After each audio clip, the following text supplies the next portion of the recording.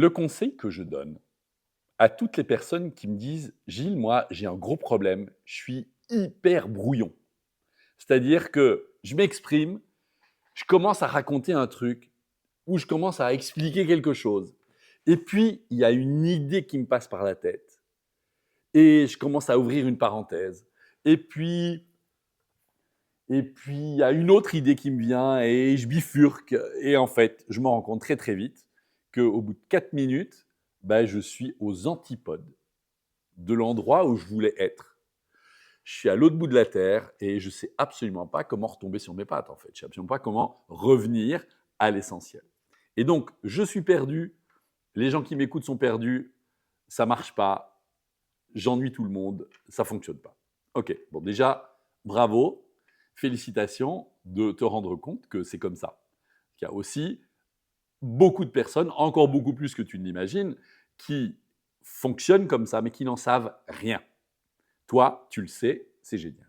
Donc, qu'est-ce que tu fais quand tu sais que tu as une fâcheuse tendance à ouvrir ce qu'on appelle des incises, c'est-à-dire une phrase dans une phrase, dans une phrase, dans une phrase. OK.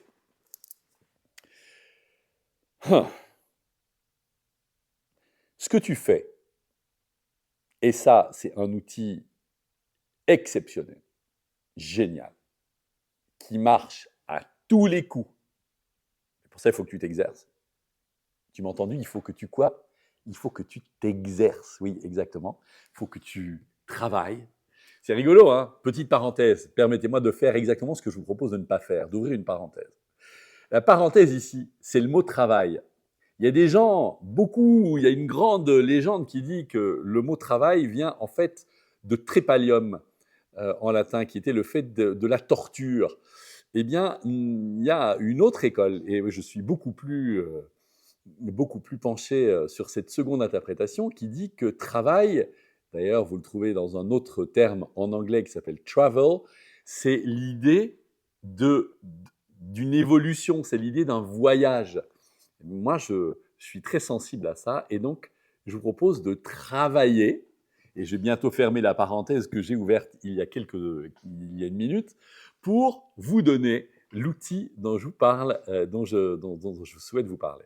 Donc, ce que vous allez faire, c'est travailler, d'accord? Vous allez travailler cet outil, très très important. Vous allez le travailler avec plaisir, vous allez voyager dans l'évolution de celui-ci jusqu'à arriver à la maîtrise. Et cet outil, il est tout simple et en même temps, il demande de la pratique. Cet outil, c'est le chiffre 3. C'est la magie du chiffre 3. C'est que lorsque vous racontez quelque chose, lorsque vous expliquez quelque chose, vous le faites sous la forme de la structure par 3. Il n'y a pas plus de 3 éléments. Il n'y a pas plus de 3 sujets.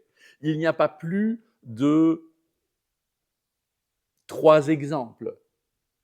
Il n'y a pas plus de 3 raisons. D'accord?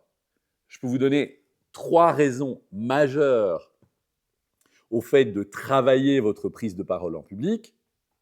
Et j'invente là complètement en impro. Il y a d'une part le fait que faire et défaire, c'est toujours travailler, donc d'accord, c'est l'idée de la répétition. Okay, l'idée de la répétition.